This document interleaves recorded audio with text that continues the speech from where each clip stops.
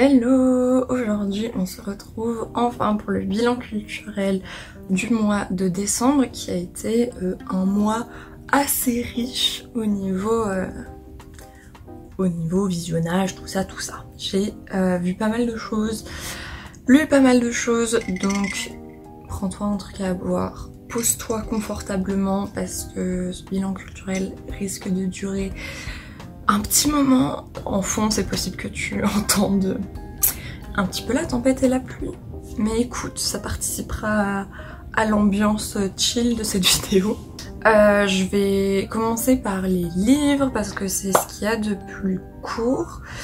Donc j'ai lu un livre qui s'appelle Le cheval dans l'art, qui revient sur la figure du cheval dans l'art tout simplement, et qui revient sur ses symboliques, sur pourquoi le cheval a été représenté en art et pourquoi c'est l'animal le plus représenté dans les arts plastiques.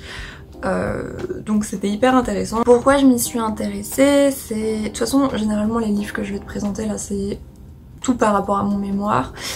Donc parce que comme je travaille sur la représentation de l'automobile, bref, avant l'automobile il y avait les chevaux et l'automobile remplaçait le cheval et du coup je trouvais ça intéressant avec mon directeur de mémoire de regarder comment était représenté le cheval dans l'art et de voir comment l'automobile va peu à peu prendre sa place, mais est-ce que l'automobile va vraiment prendre la place du cheval dans les beaux-arts?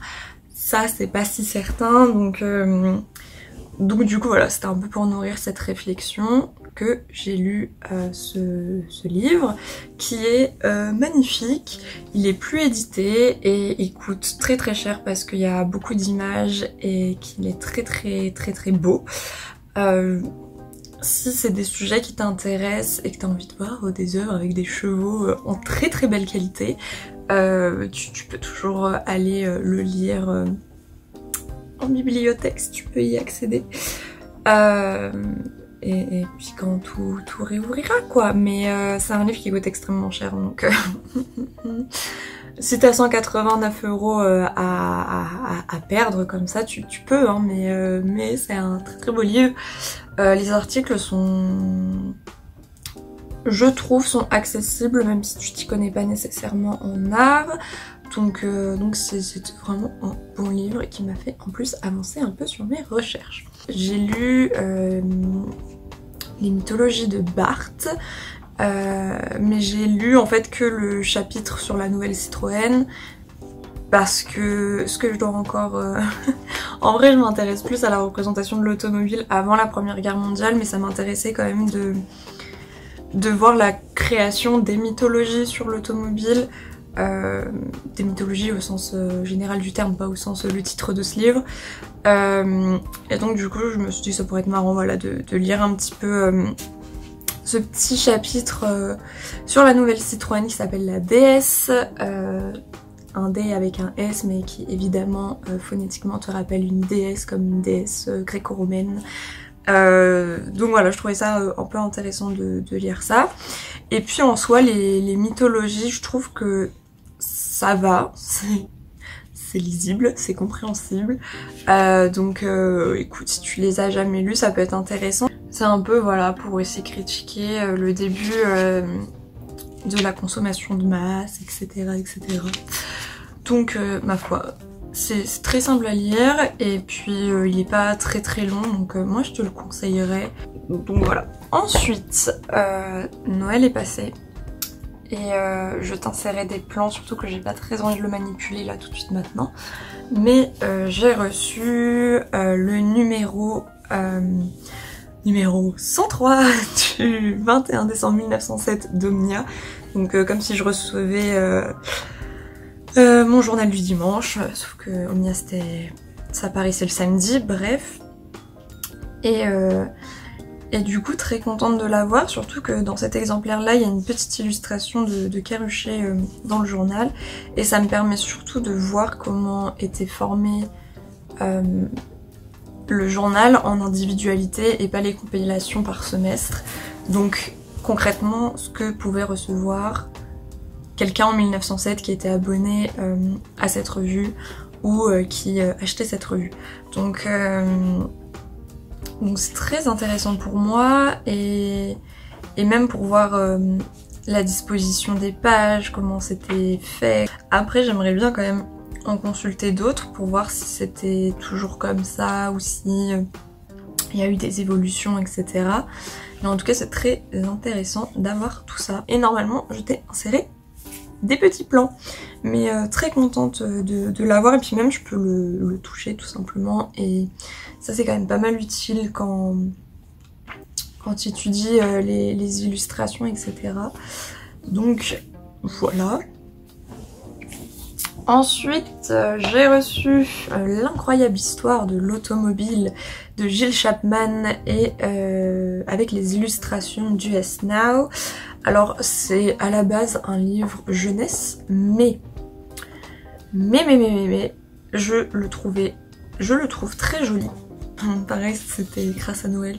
Je le trouve très joli, et en fait ce qui est très bien dans les livres destinés pour la jeunesse, c'est que les informations te sont données de façon claire, nette et précise, sans partir dans des sujets abstraits et où tu risques de ne pas comprendre. Et comme c'est à destination d'un public d'enfants, la vulgarisation elle est vraiment nickel, et en fait ça te permet, quand tu connais pas très bien un sujet, de commencer à l'appréhender. Et puis les illustrations sont très jolies, donc très contente d'avoir ça. Et en fait ça me permet, voilà, d'avoir un peu un résumé très concis de l'histoire automobile, et c'est fort pratique d'avoir ça.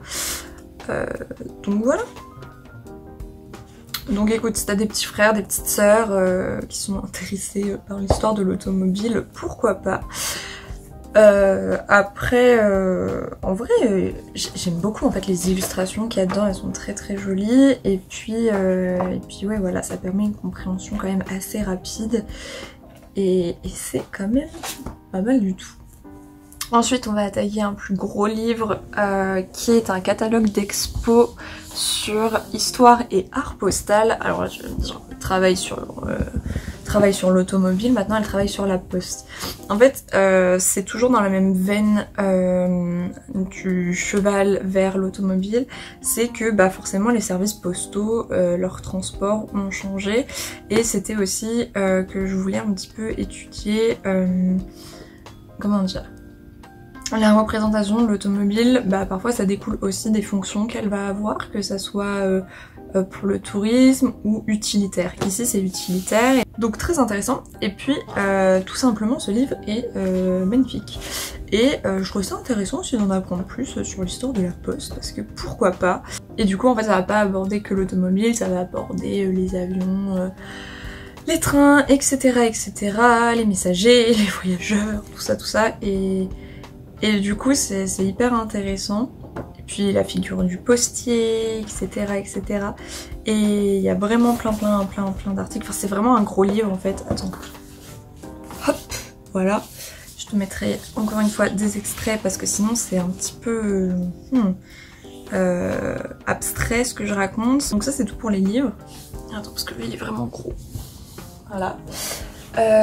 Et ensuite, si je regarde sur le côté, c'est que j'ai ma liste comme d'habitude, parce que là on va rentrer dans les séries, les films, tout ça. Et là il y a vraiment beaucoup de choses. Je pense que je vais commencer par les films. Donc on va caser directement les films doudou, comme ça c'est réglé, parce que je pense que tu les connais déjà. Du coup forcément, grâce à la bonté de mon frère, j'ai accès maintenant à Disney+, ce qui fait que j'ai replongé dans les Disney. Voilà. Et du coup forcément j'en ai regardé un certain nombre, donc je vais juste te les citer parce qu'en soi je pense que tu les connais. Donc j'ai vu Blanche-Neige, La Belle au bois dormant, La Princesse et la Grenouille. Je t'avais un peu déjà parlé de ce que je regarde en film doudou. Et du coup il y a une nouvelle fois du Tim Burton avec Édouard aux mains d'argent, qui est un film que j'aime beaucoup. Et en plus, comme nous sommes en hiver, je trouve que c'est un film qui est parfait pour cette saison. Donc je l'ai vu. Globalement, enfin je pense que tu connais. Je pense que tu connais, mais si tu connais pas, je vais te faire les synopsis internet, ne t'inquiète pas. Comme ça, je vais t'insérer, je sais pas, peut-être des images que j'aime bien ou des scènes que j'aime bien, I don't know. Donc, dans un château niché au sommet d'une colline vivait un génial inventeur qui créa Édouard. Bien que gratifié d'un charme irrésistible, ce dernier n'était pas tout à fait prêt. La mort soudaine de l'inventeur l'avait laissé pourvu de ciseaux acérés en guise de main. Édouard vivait reclus dans l'obscurité jusqu'au jour où la douce demoiselle Avon lui fit goûter aux joies d'un véritable foyer. Et cette madame Avon, c'est vraiment... Enfin même tout le quartier où Édouard va arriver, c'est la caricature des banlieues américaines, avec toutes les maisons qui se ressemblent, avec tout le monde qui est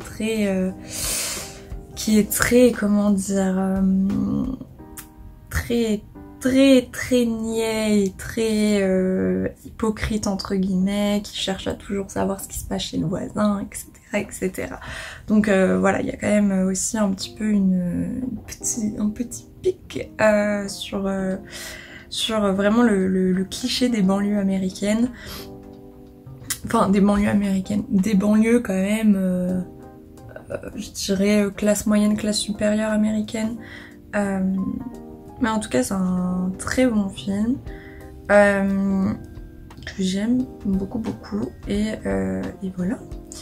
Pour rester sur Disney+, j'ai regardé 10 bonnes raisons de te larguer, qui est un film que je n'avais jamais vu et je ne pensais absolument pas que c'était ça parce que je le connaissais seulement de nom.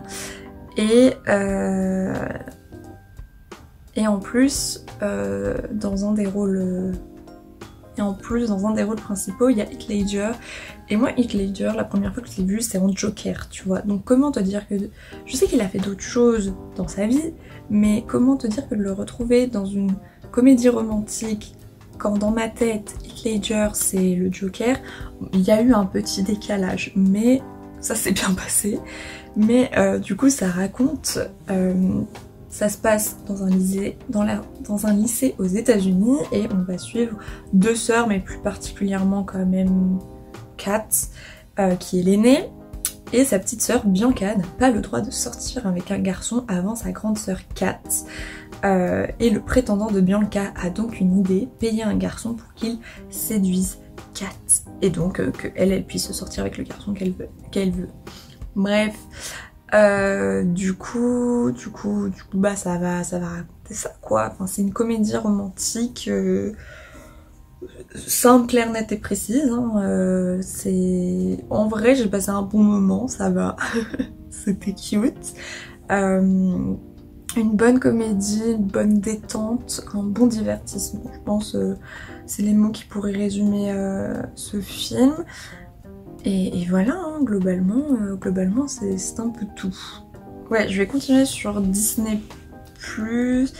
Le dernier film que j'ai vu sur Disney+, c'est le tout dernier Pixar qui est Soul, qui est trop bien, et j'ai vraiment le seum qu'on n'ait pas pu aller le voir au cinéma. J'étais même pas au courant qu'il y avait un nouveau Pixar qui arrivait. Enfin, moi je suis à l'ouest et vraiment j'ai trop aimé ce film. Déjà en plus c'est la première fois que le personnage principal dans un Pixar est afro-américain. Et en fait ça va raconter l'histoire de cet homme qui va avoir l'opportunité de sa vie, mais qui va avoir un accident vraiment très bête qui va faire, qui va mourir. Et il va essayer de tout faire pour retrouver sa vie et pouvoir accomplir cette opportunité. Et c'est hyper intéressant, c'est un peu dans la même veine que Vice Versa, dans le sens où quand il meurt, c'est pas un spoil, ne t'en fais pas, hein, ce n'est pas du tout un spoil, c'est au tout début du film. Et bah tu vas voir en fait comment se passe la vie après la mort entre guillemets, et comment sont créés les gens aussi, notamment leur personnalité, etc. Donc c'est un peu dans cette même veine de personnifier des idées abstraites. Donc c'est très très mignon, c'est c'est divertissant mais en même temps ça te fait réfléchir sur certaines choses, la vie, la mort, les vocations aussi, les passions, tes envies, sur vivre ta vie, etc. C'est très très cute.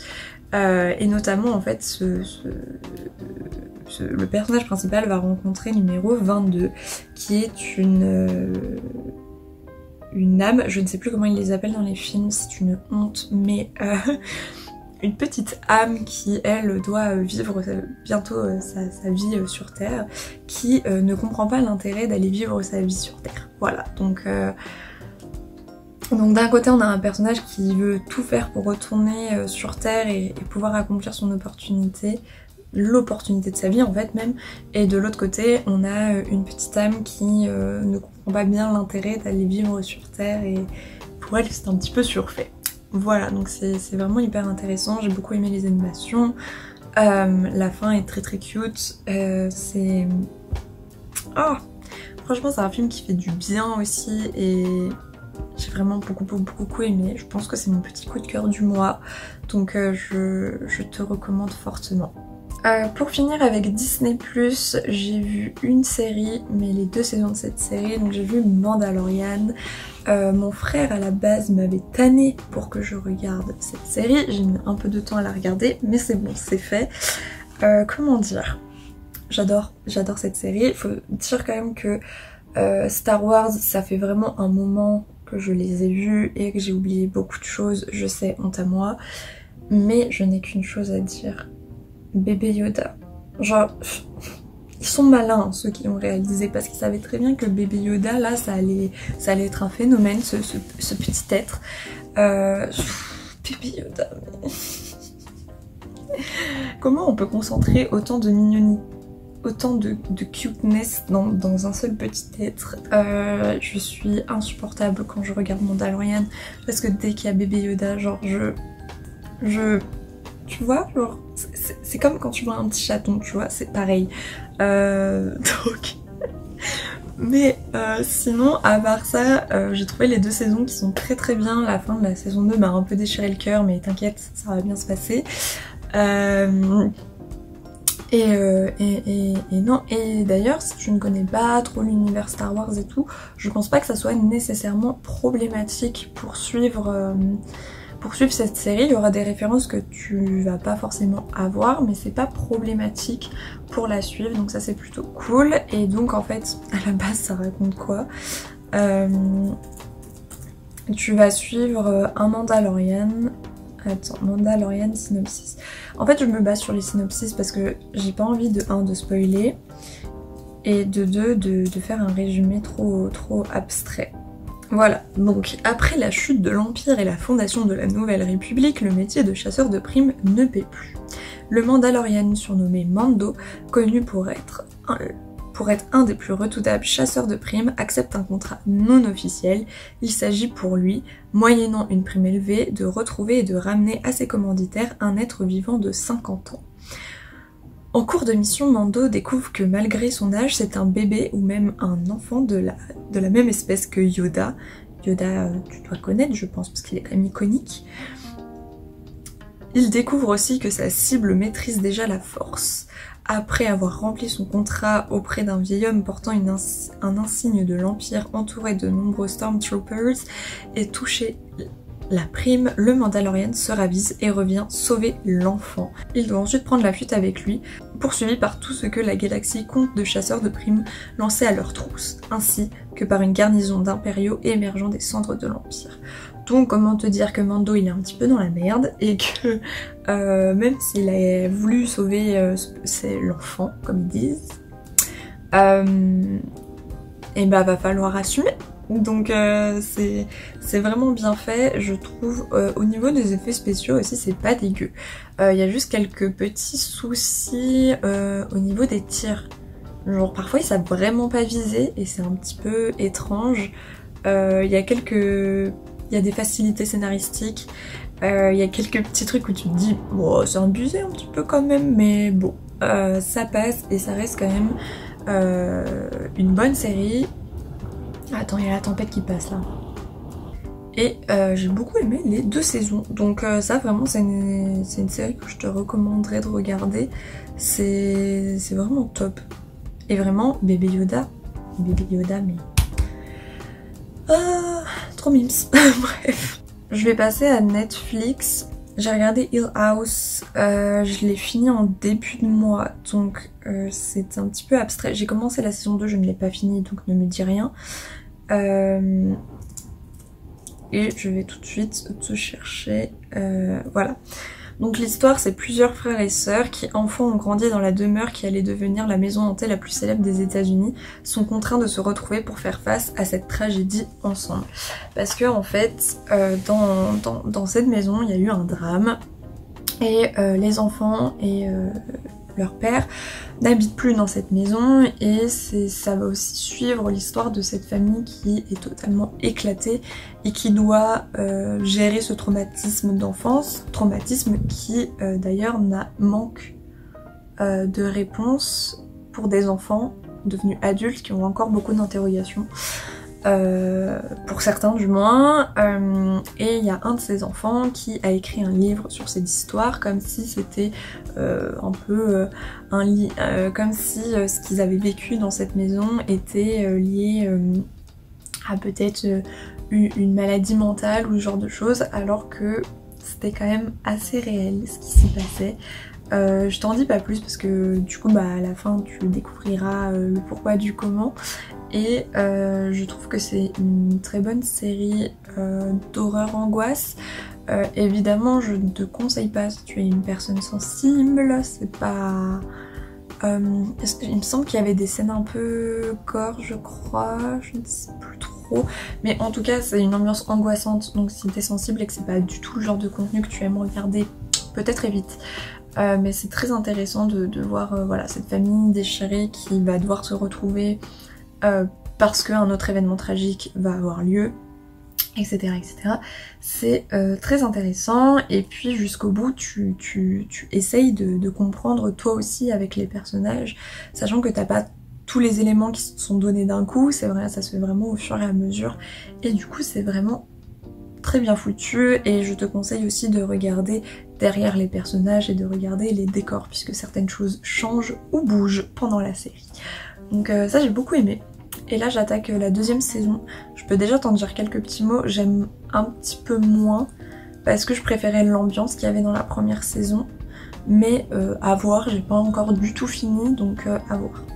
Ensuite, toujours sur Netflix, j'ai regardé 60 jours en prison, la saison 2, donc j'avais déjà regardé la saison 1, je t'en avais parlé, où en fait c'est dans une prison dans je ne sais plus quel état, dans je ne sais plus quelle ville, qui a mis en place un programme de faire intégrer des gens lambda dans la prison pour découvrir les problèmes qu'ils pouvaient avoir là-dedans, parce que c'est une prison qui...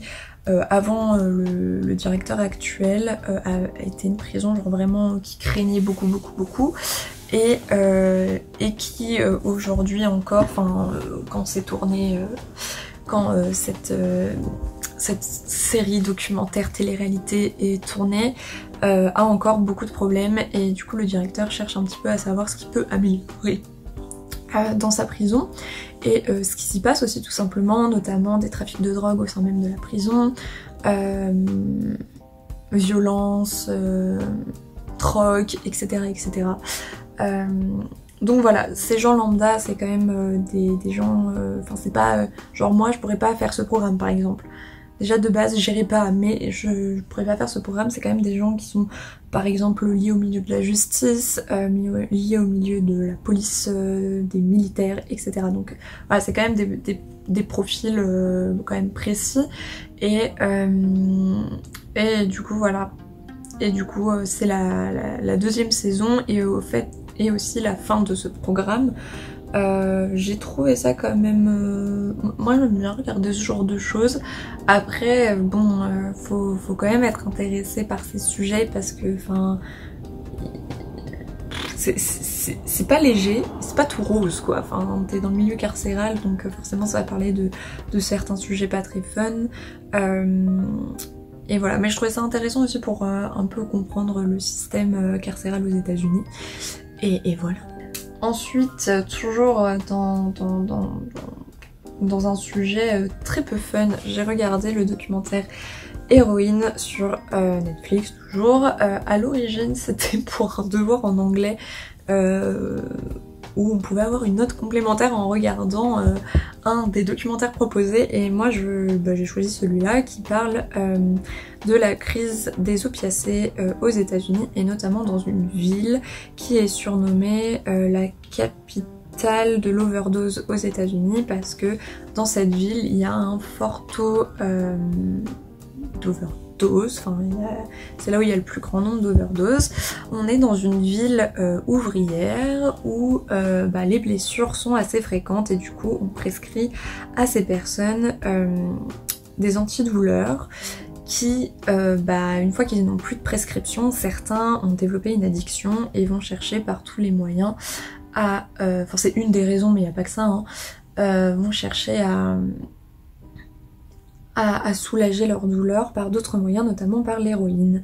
Voilà, il y a aussi évidemment d'autres causes, c'est aussi un facteur de misère sociale, et c'est plus une crise sanitaire qu'une... je sais plus quel terme ils employaient, ils utilisaient plutôt des termes militaires en mode la guerre aux opiacés,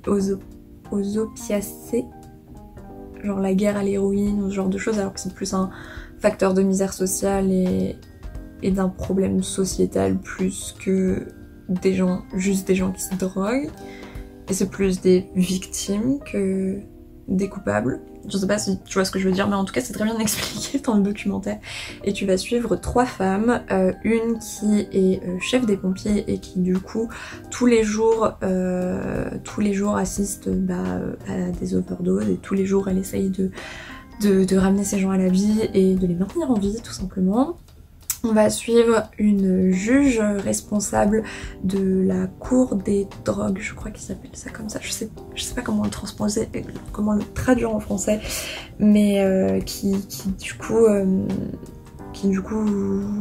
voit aussi elle sans cesse des gens passer dans sa cour parce que ils ont consommé de l'héroïne, parce qu'ils ont rechuté, etc. Donc elle essaye de trouver des solutions pour les aider, mais en même temps elle doit aussi gérer le système de justice, donc voilà. Et la dernière femme qui est une des responsables d'une association qui s'appelle les Brown Bags, je crois, qui se charge de donner de la nourriture à ces personnes qui très souvent se retrouvent à la rue, et qui, pour d'ailleurs certaines femmes addictes, se retrouvent à se prostituer pour pouvoir se payer des doses. Donc du coup elle leur fournit de la nourriture, mais aussi des packs hygiéniques. Donc on suit ces 3 femmes qui expliquent en fait cette crise dans leur ville, et qui expliquent comment elles essayent d'améliorer la vie dans leur ville et d'aider ces gens. Donc voilà, c'était un documentaire qui était vraiment très intéressant, il dure pas très longtemps et il est vraiment bien fait, donc je te recommande de le regarder si c'est des sujets qui t'intéressent. Et moi j'ai trouvé ça très intéressant en tout cas, et c'est très clair ce qui est raconté. Après le seul petit bémol, c'est que du coup on suit ce qui se passe dans la ville, on voit quelques témoignages d'addicts sans voir leur visage évidemment, parce que voilà, du moins pour ceux qui ne passent pas en cours mais qui sont dans la rue et avec qui voilà, les femmes discutent. Mais le truc c'est qu'on voit pas forcément... Parce que certains vont en rehab, vont en cure de désintox, et on voit pas vraiment comment ça se passe dans ces centres et comment ils assurent leur réhabilitation dans la société. Donc ça c'est un petit peu la chose qui manque au documentaire, c'est qu'on voit pas le... On voit le pendant, on voit... Certains témoignent aussi de comment ils sont tombés dedans. On a un ex-addict qui va en parler, mais on voit pas comment ils essayent de s'en sortir en fait. Ça je pense c'est un peu le point qui manque à ce docu, mais je pense aussi que tout simplement aller filmer en centre de réhabilitation, en centre de désintox, c'est pas forcément très autorisé, donc voilà. Ensuite, au niveau série, j'ai regardé Tiny Pretty Things, Donc quand j'ai regardé cette série au début j'étais très hypée, je trouvais ça très intéressant. C'est une série qui se passe dans l'école de ballet de Chicago. Et donc qui va suivre le quotidien de danseurs. Quand une brillante élève d'une prestigieuse école de danse est éliminée, sa remplaçante découvre un monde où la concurrence fait rage et où le mensonge règne. Ouais, c'est un peu light comme synopsis, mais voilà, il y a un événement dramatique qui fait que cette jeune femme peut rentrer dans cette école et effectivement tu vas rentrer dans le monde de la danse classique et notamment les écoles de danse classique du moins aux États-Unis. Et donc ça va aborder effectivement plein de problèmes, notamment la pression que peuvent subir ces enfants à cet âge-là. Puisque là il doit avoir, je crois qu'ils ont 16, 17, quelque chose comme ça. Donc tu vois aussi tous les sacrifices qu'ils font pour maîtriser leur sport slash art, la pression qu'ils ont, les différents problèmes qu'ils peuvent avoir liés à cette pratique, etc. etc. Alors au début j'étais très hypée comme je te disais parce que je trouvais que c'était bien fait au début. Et puis très vite ça a switché et là j'avais l'impression d'être dans une version danse classique de Elite, la série. Donc en fait je suis un peu mitigée parce qu'en soi au début j'ai vraiment bien aimé cette série jusqu'à ce que je me rende compte de ses problèmes et en fait plus j'ai de recul sur cette série plus je suis mitigée. Parce qu'en plus de ça, les personnages sont aussi des caricatures d'eux-mêmes. Je te laisserai aller constater ça si tu veux voir. Je vais pas nécessairement faire une très bonne pub. Donc voilà, je pense qu'il y avait pas mal de choses à faire là-dessus, dans cette série avec ce sujet, mais que ça n'a pas nécessairement été très bien fait et vraiment... Je suis déçue parce qu'au début vraiment ça avait l'air prometteur et j'étais vraiment hypée et puis vers la fin ça ouais, sachant que la fin de la saison là ça m'a... j'ai fait non, bah non en fait, genre déjà moi je pensais que ça serait une mini-série en fait, je crois que je vais pas avoir envie de regarder cette deuxième saison parce que j'ai pas envie de voir des ballerines faire les détectives quoi, parce qu'il y a un autre drame qui a eu lieu donc j'étais un peu là en mode ouais. Mis à part ça, il y a quand même de très beaux plans sur les danseurs qui dansent, obviously. Donc c'est bien. En fait, c'est bien quand ils parlent pas et quand ils dansent juste et que tu les vois juste danser. Ça, il y a quand même de beaux plans là-dessus qui sont intéressants. Il y a aussi certaines intrigues qui sont pas forcément très bien poussées ou pas poussées jusqu'au bout et qui sont un peu abandonnées. Donc voilà, je trouve ça un petit peu dommage. Donc ouais, mitigée sur cette série, puis au final un peu déçue quoi. Sinon, ensuite j'ai regardé une série japonaise qui est en fait une adaptation d'un manga qui s'appelle Alice in Borderland, que j'ai beaucoup aimé cette fois. Attends, synopsis parce que... toujours hein. Par contre, pendant que je cherche le synopsis, si tu n'aimes pas la violence, le sang, ce qui peut être un petit peu parfois... Est-ce qu'il y a des trucs gore genre... Bon, il y a des trucs un peu abusés vers la fin, mais...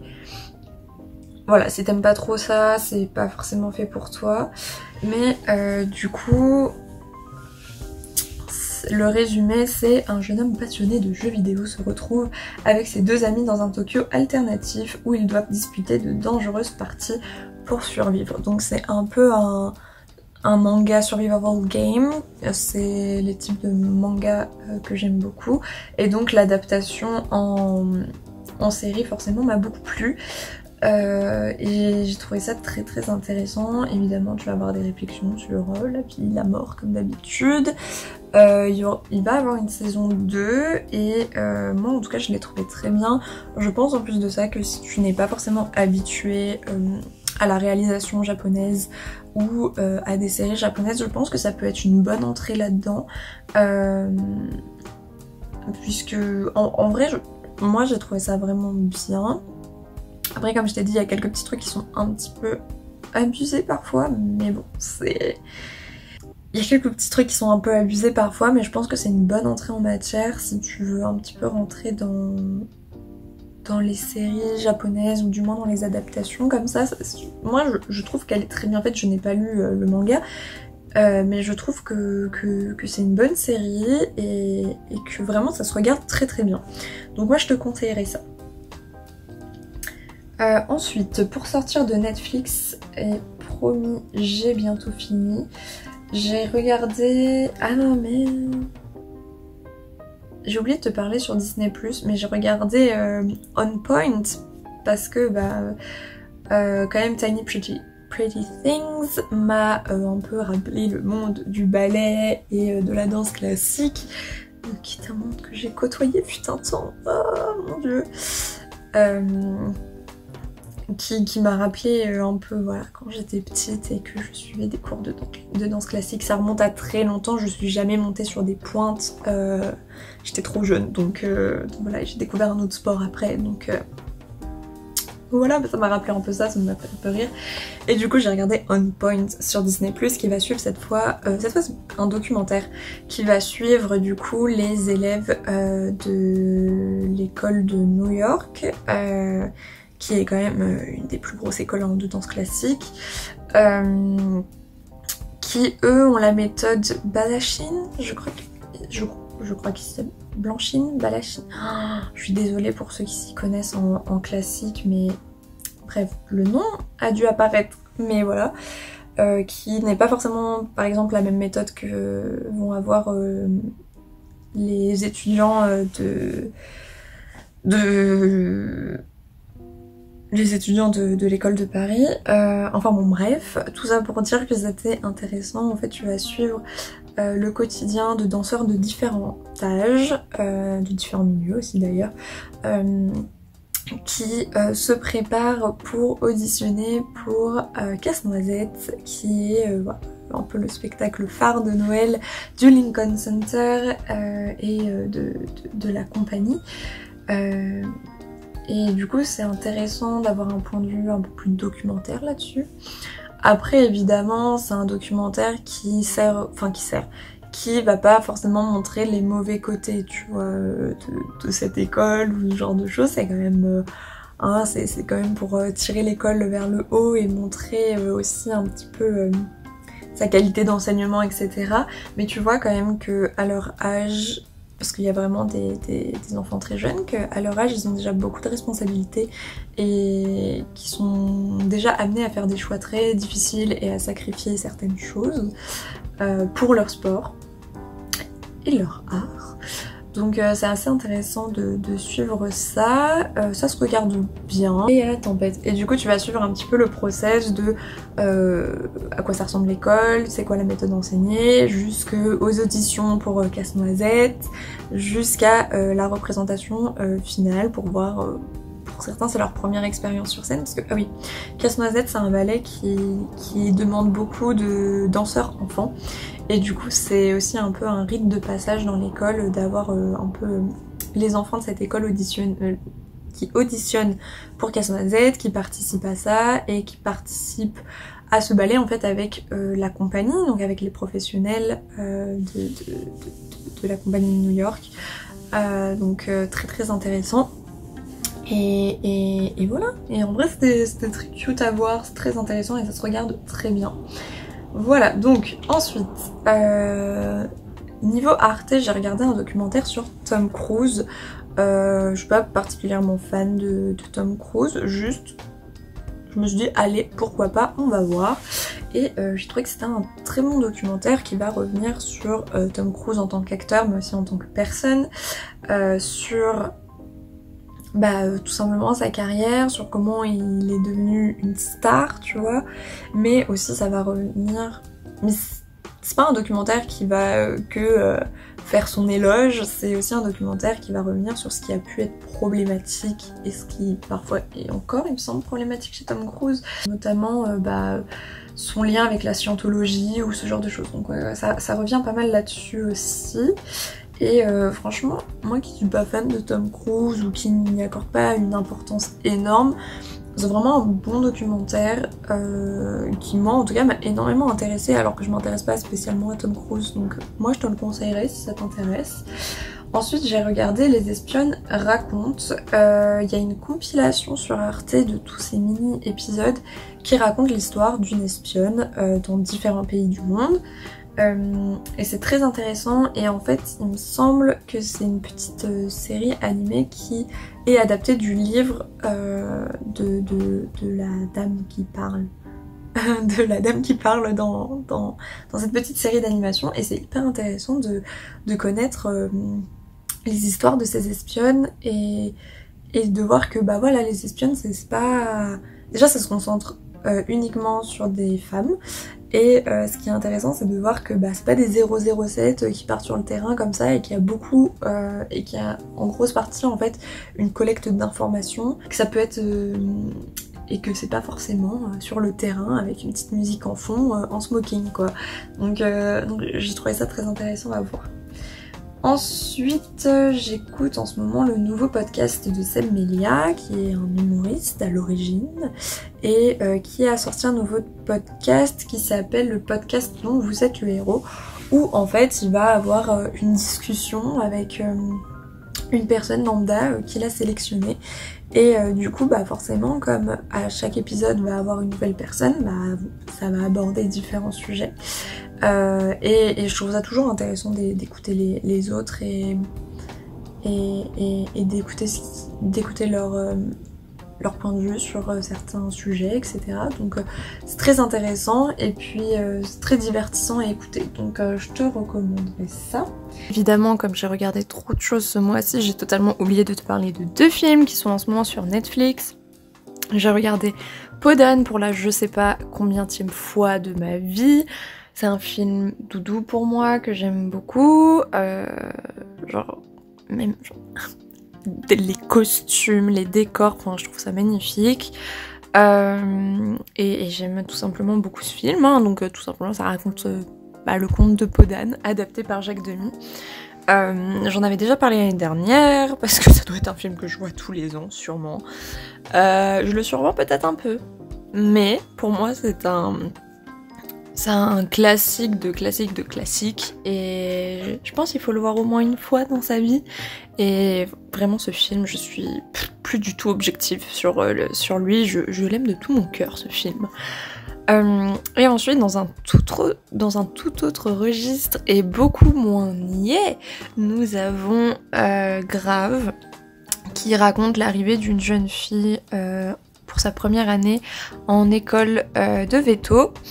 Où tu vois le bizutage des premières années, etc. Mais ça va prendre une tournure très très vite glauque et qui va plus se transformer un petit peu en film d'horreur.